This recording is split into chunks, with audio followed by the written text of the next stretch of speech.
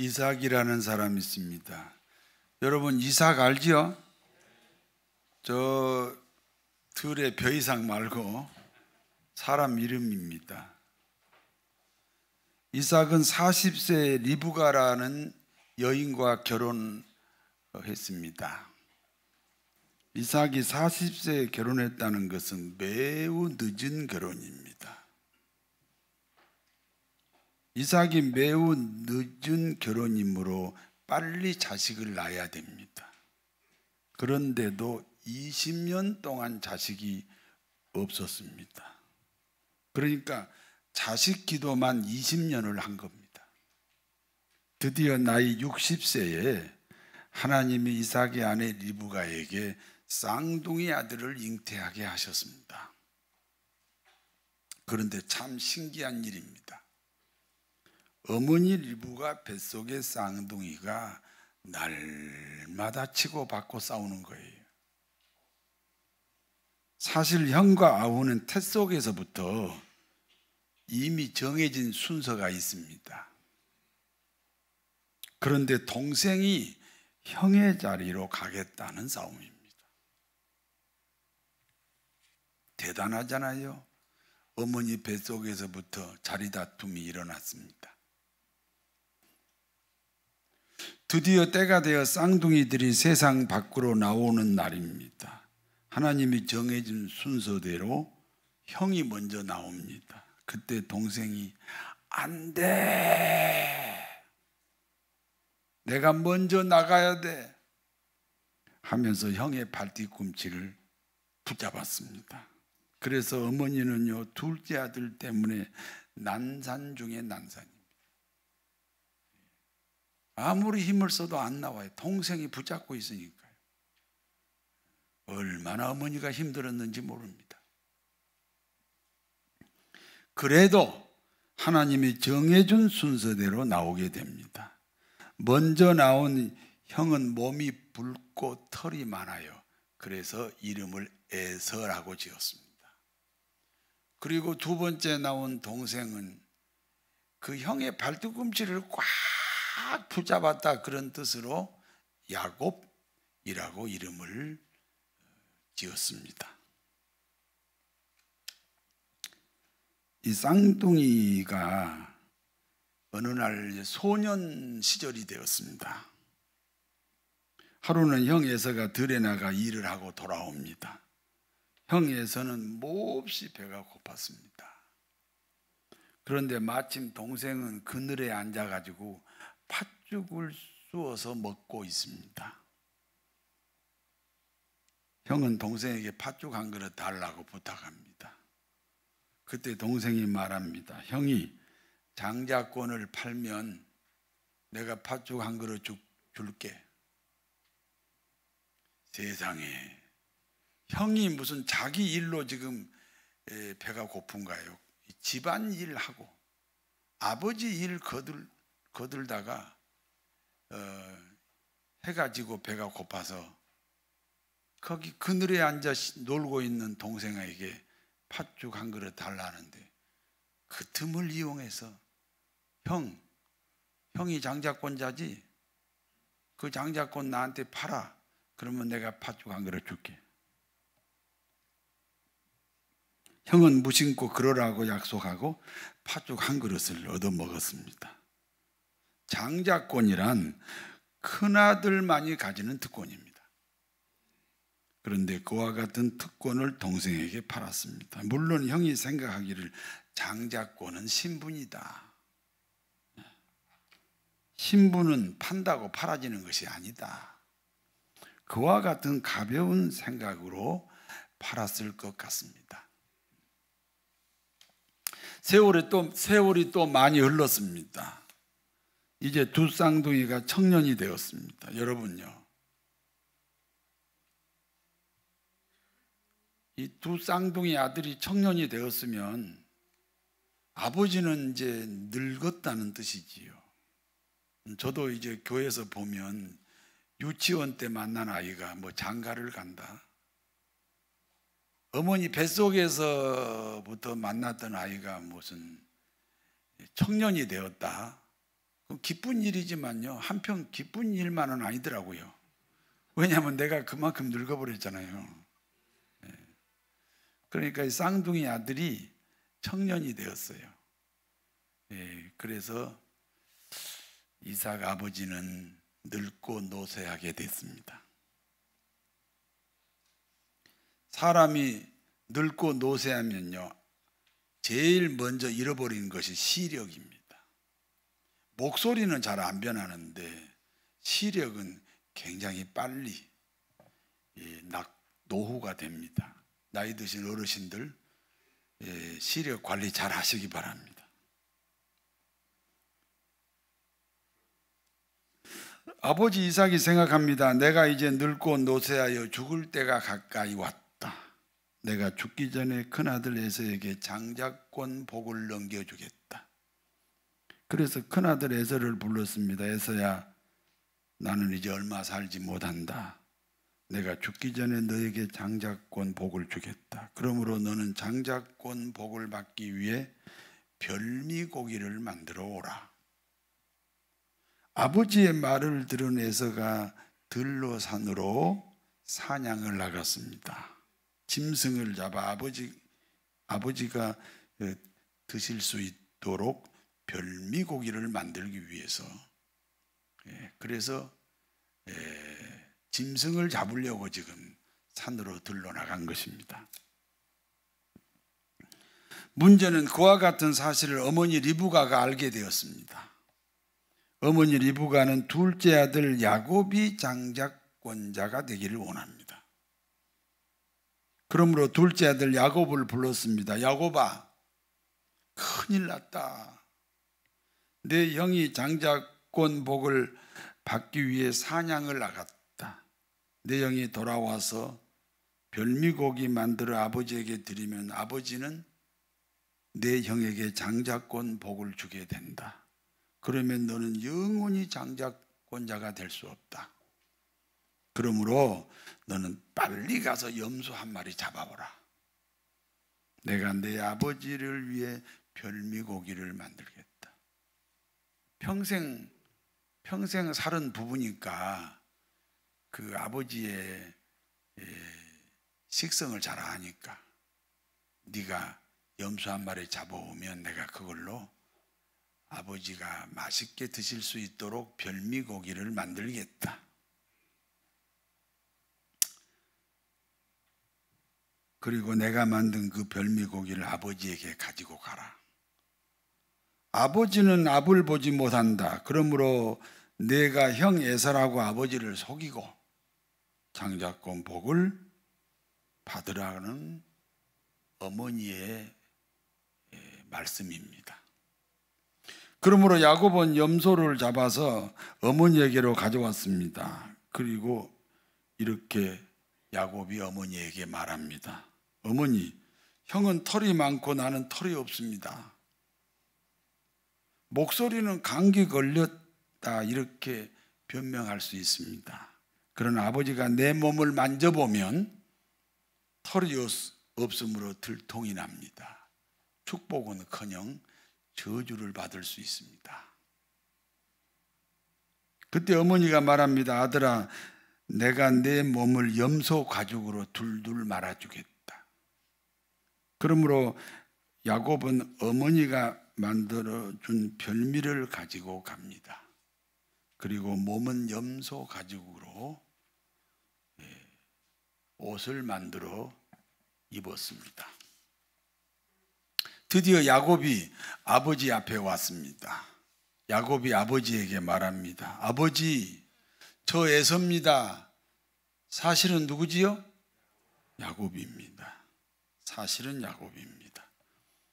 자신을 에서라고 거짓말하는 겁니다. 아버지가 명하신 대로 사냥하여 별미고기 가져왔습니다. 잡수시고 아버지 마음껏 내게 축복하소서.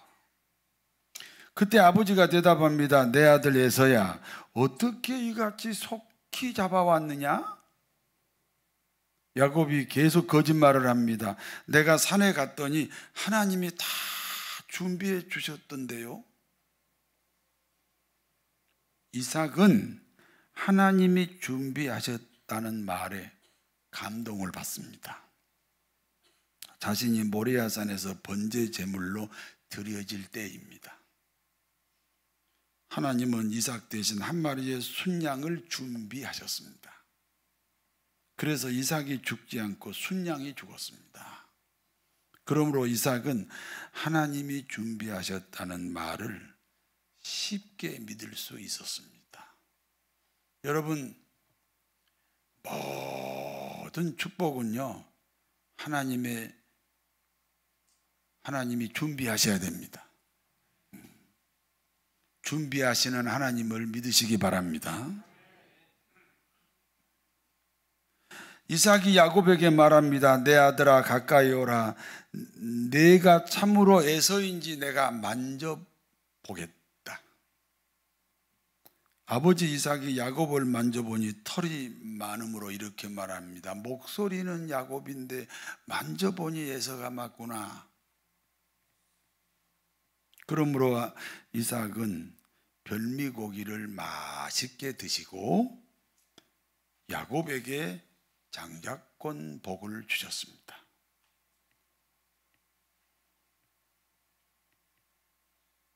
장자권 복 첫 번째입니다. 기중하니까 고개를 드시고, 고개를 안 든 사람 내가 다 알고 있거든요. 고개를 지금도 안 드시는데 고개를 드시고 지금부터 제 설교를 잘 들으셔야 돼요. 장자권 복 첫 번째는 하나님과 통하는 복입니다. 창세기 27장 28절을 같이 읽습니다. 하나님은 하늘의 이슬과 땅의 기름짐이며 풍성한 곡식과 포도주를 내게 주시기를 원하노라. 이슬과 비가 어떻게 달라요? 구름이 있는 상태에서 내리면 비가 됩니다. 아무리 이슬같이 내려도 구름이 있으면 빕니다.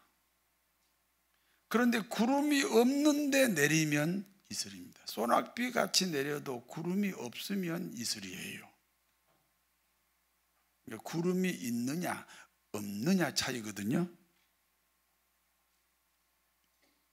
다시 말해서 하나님과 나 사이에 구름이라는 걸림돌이 없어야 한다는 거지. 하나님과 나 사이가 걸림돌이 없다. 하나님과 통하는 복입니다.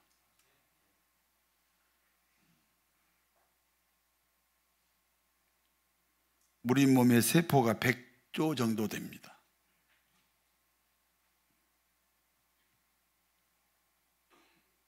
늘 이 세포 숫자가 매년 달라져요.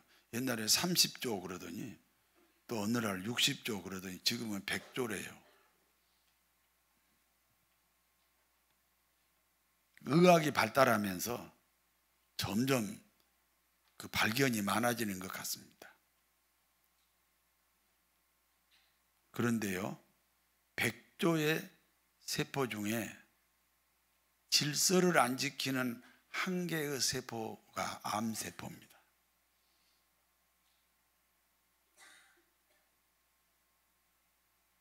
그러니까 100조가 다 질서를 지켜야 돼요.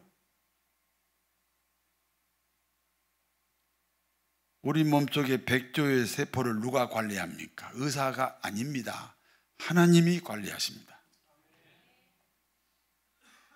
사람은 자기가 노력한 대로 사라지지 않습니다. 자기가 계획한 대로 이루어지지도 않습니다. 심장이 뛰는 것, 심장이 뛴다는 게 참 기가 막히는 거예요. 이게 하얀 쌀밥을 먹는데 빨간 피가 만들어지는 거죠. 이게 다 하나님의 섭리입니다. 하나님의 은혜입니다. 하나님과 통해야 됩니다. 장자권자가 되면 하나님과 통하는 복을 받습니다. 장자권 복 두 번째는 재물과 통하는 복입니다. 창세기 27장 28절 같이 읽습니다. 하나님은 하늘의 이슬과 땅의 기름짐이며 풍성한 곡식과 포도주를 내게 주시기를 원하노라. 땅의 기름짐이며 풍성한 곡식과 포도주. 땅의 기름짐이며 풍성한 곡식과 포도주는 물질의 복을 가리킵니다. 성도 여러분, 세상에서 제일 빠른 것이 뭡니까?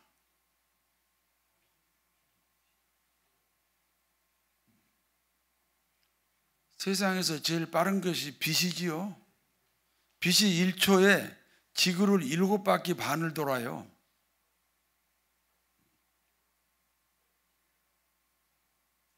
그런데 빛보다 더 빠른 것이 있습니다. 사람의 지혜입니다. 사람의 지혜는 빛이 빠르다는 사실을 알아냅니다. 사람의 지혜가 컴퓨터를 만들고 사람의 지혜가 인터넷을 만듭니다. 야, 저 미국에 있는 친구하고 카톡을 해요, 카톡을. 근데 탁 누르면 바로 답이 와. 카톡. 이야, 빨라요, 빨라.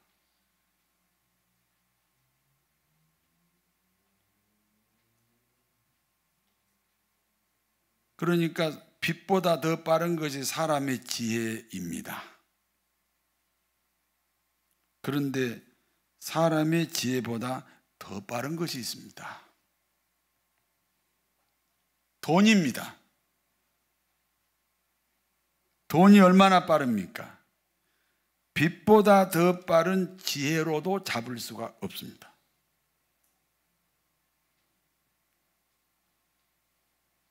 그러므로 부자는 돈을 쫓아다니는 사람이 아닙니다. 그러므로 부자는 돈이 그 사람을 쫓아오는 경우입니다. 어느 날 노크 소리가 들립니다. 똑똑똑. 누구요? 예, 저 10억인데요. 나가. 들어오지 마. 그 다음날 또 노크 소리가 들려요. 똑똑똑. 누구요? 저 100억입니다. 그래, 들어와. 돈이란 이와 같은 방법으로 버는 거예요. 이해가 안 되면 돈을 그렇게 안 벌어본 거예요.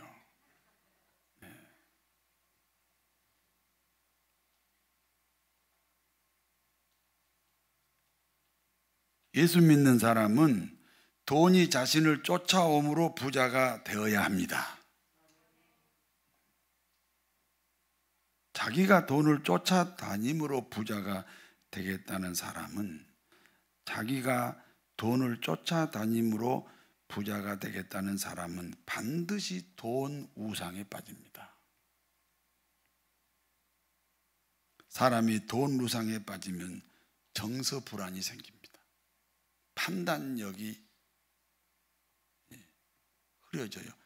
그 이기심이 극대화되기 때문에 판단력이 흐려집니다.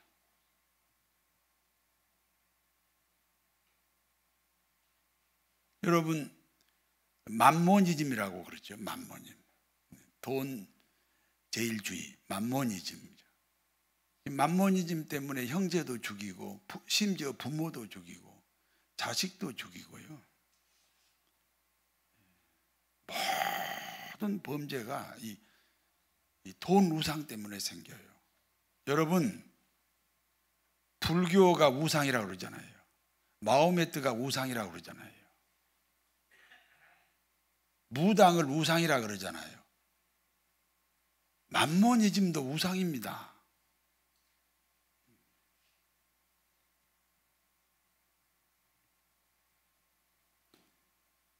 사람이 돈 우상에 빠지면 하나님의 통치를 받을 수 없습니다.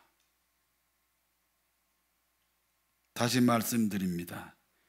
하나님은 돈 우상에 빠진 사람을 절대로 축복하지 않습니다.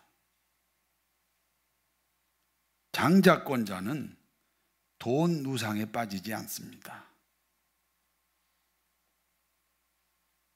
왜냐하면 돈이 쫓아오기 때문입니다. 재물과 통하는 복이 있기 때문입니다. 장자권 복 세 번째는 사람과 통하는 복입니다. 창세기 27장 29절을 같이 읽습니다. 만민이 너를 섬기고 열국이 내게 굴복하리니 내가 형제들의 주가 되고 내 어머니 아들들이 내게 굴복하며 너를 저주하는 자는 저주를 받고 너를 축복하는 자는 복을 받기를 원하노라. 만민이 너를 섬기고 열국이 내게 굴복한다. 누가 나를 섬긴다는 것은 자발적인 행동이 되어야 합니다. 예를 들어서 북한의 그 주민들이 김정은을 존경하고 따르는데 그게 자발적인 것이 아니잖아요.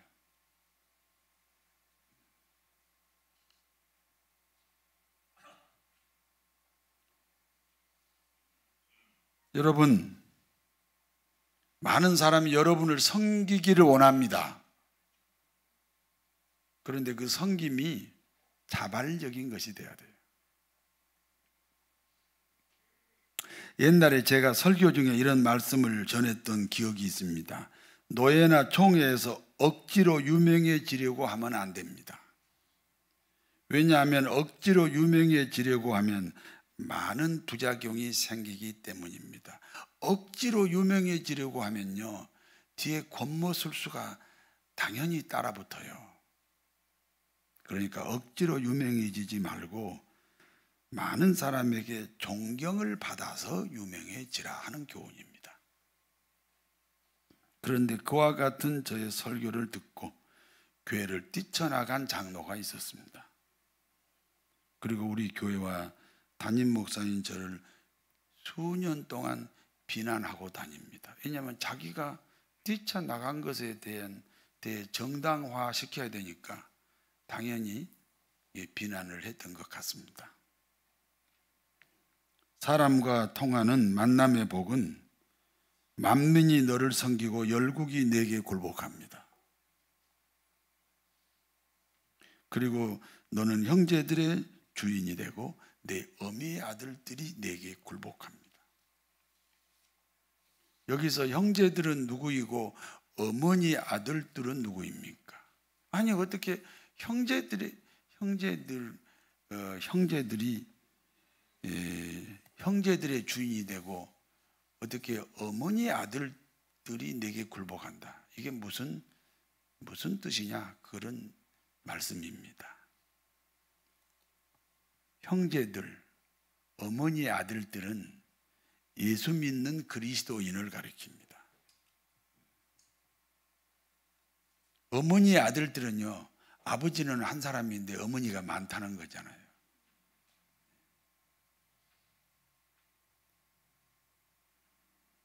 예수 믿는 모든 사람을 가리켜서 형제 또는 어머니 아들이라고 합니다.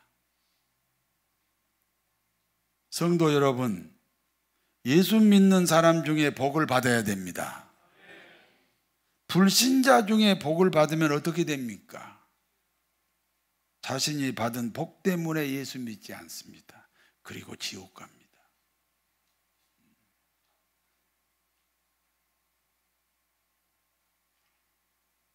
우리는 예수 믿는 사람 중에 성공하고 예수 믿는 사람 중에 출세해야지, 불신자 중에서 성공하고 불신자 중에서 출세하면 그러면 지옥 가는 거예요. 어떤 사람이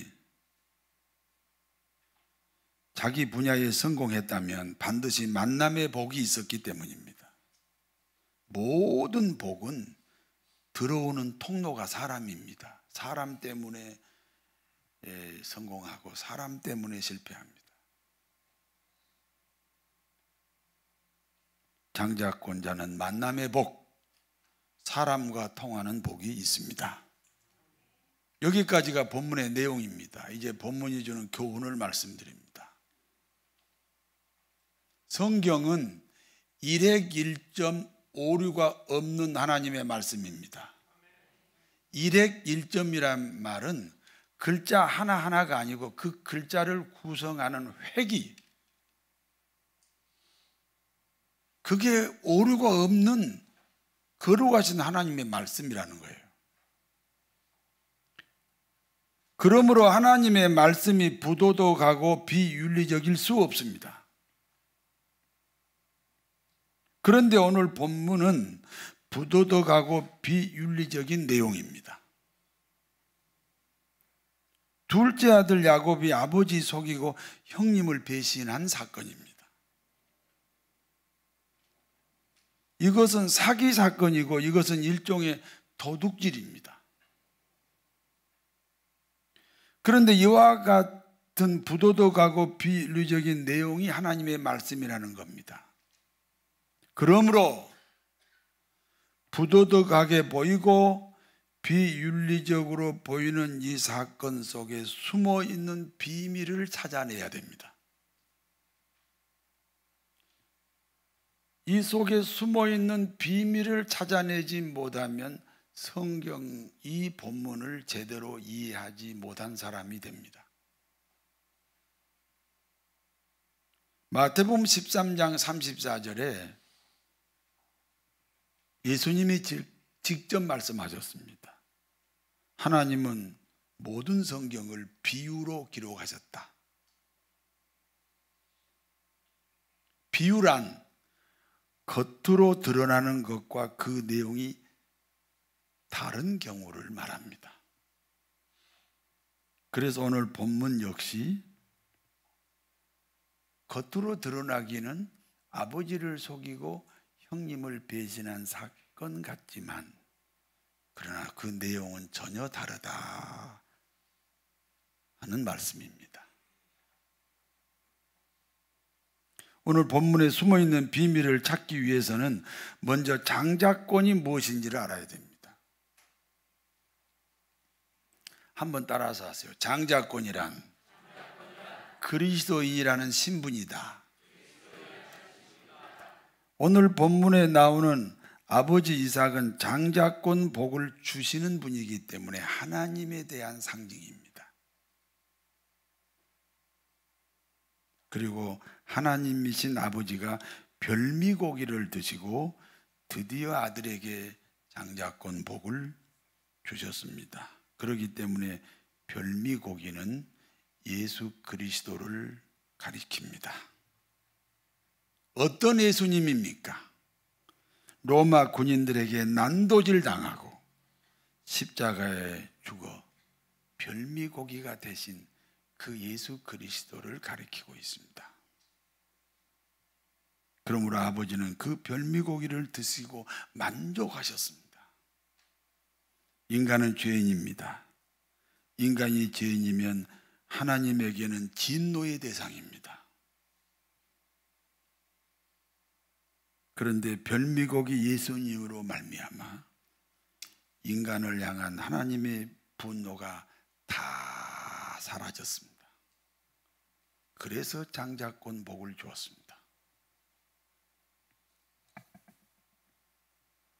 그러면 야곱은 누구입니까? 본시 큰아들 에서가 장자권자가 되어야 합니다. 마땅히 장자권자가 되어야 함에도 장자권자가 되지 못한 큰아들 에서는 유대인을 가리킵니다.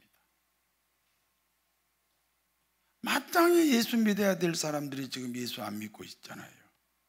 마땅히 장자권자가 되어야 하는데 장자권자가 되지 못한 큰아들 에서가 유대인을 가리킨다고요.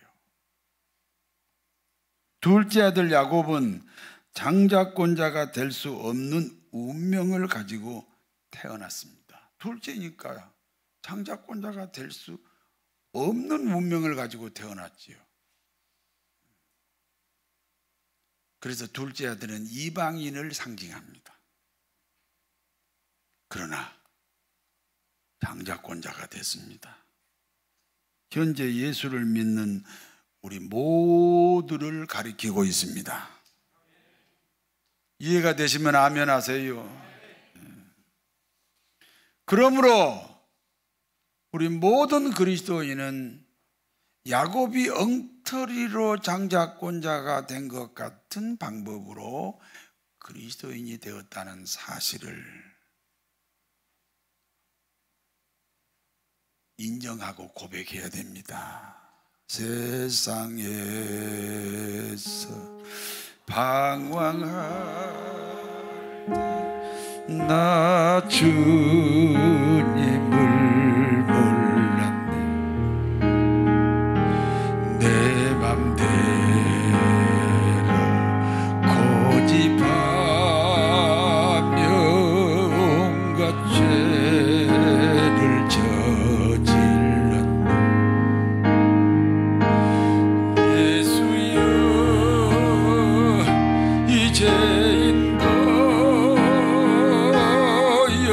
용서받을 수 있나요?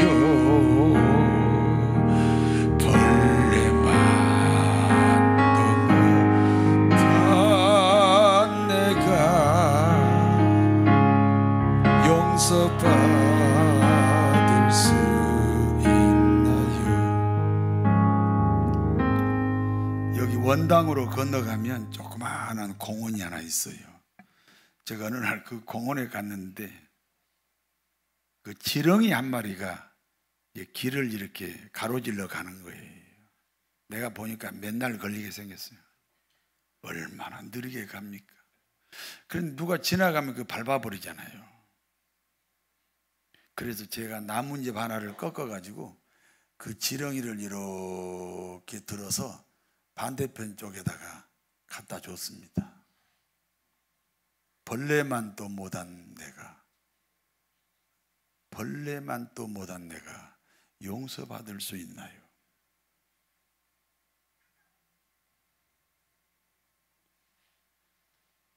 그러면 어머니 리브가는 누구에 대한 상징입니까? 이 모든 사건은 어머니 리브가가 꾸민 작전입니다. 그러니까 어머니는 성령님의 역할이에요.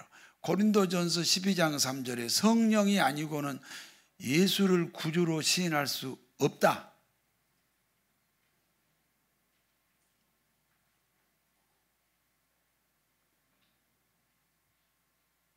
어머니가 뒤에서 다 작전을 만들었잖아요. 여러분 예수 믿으시지요? 성령의 은혜인 줄로 믿습니다. 우리가 야곱입니다.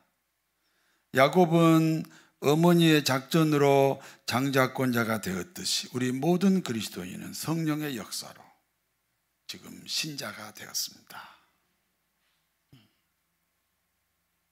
성도 여러분, 우리는 장자권자입니다. 예수님을 구주로 고백한 그리스도인입니다. 우리가 장자권자가 되게 하기 위해 누가 희생이 되었습니까? 예수 그리스도입니다. 그러므로 장자권은 그 가치가 누구하고 동일합니까?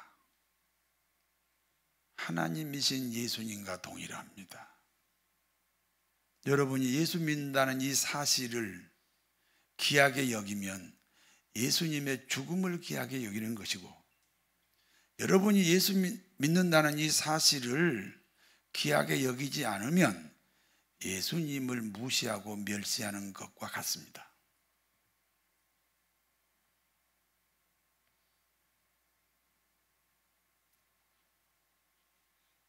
그렇기 때문에 장자권은 천륜이나 일륜보다 더 가치가 있습니다. 아버지를 속일지라도 형님을 배신할지라도 받아야 되는 그와 같은 가치가 장자권입니다. 그러므로 이와 같이 천륜을 초월하고 인륜을 초월하여 장자권자를 귀하게 여긴 야곱을 하나님이 사랑하셨습니다. 로마서 9장 13절에 하나님은 야곱을 사랑하고 에서를 미워했다. 아니, 야곱은 생각하면 사기꾼인데 그 야곱을 사랑하고, 사실은 장자권자인데 동생한테 빼앗긴 억울한 형 에서를 미워했다. 천륜을 넘어서 인륜을 넘어서 그 장자권을 귀하게 여겼다. 예수님의 죽음을 그렇게 귀하게 여겼다. 그래서 하나님이 야곱을 사랑하셨습니다.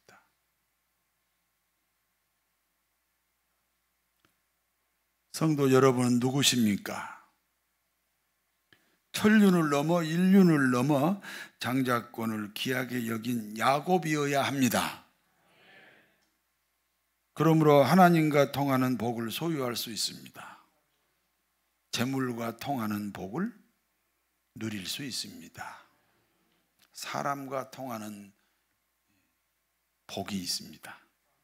그리하여 하나님과 통하고 재물과 통하고 사람과 통하는 형통의 삶을 누리시기를 진심으로 축원합니다. 전능하신 하나님, 예수 그리스도는 천지를 창조하신 하나님입니다. 그분이 인간으로 오셔서 자기 목숨을 우리 죄값으로 지불하고 우리에게 장자권자가 되게 하셨습니다. 그러므로 야곱처럼 천륜을 넘어 장자권을 귀히 여기게 하옵소서. 그러므로 야곱처럼 인륜을 넘어 장자권을 귀히 여기게 하옵소서. 거룩하신 아버지 하나님, 그리하여 사랑하는 교우들에게 하나님과 통하고 재물과 통하고 사람과 통하는 복을 주옵소서. 예수님 이름으로 기도하옵나이다.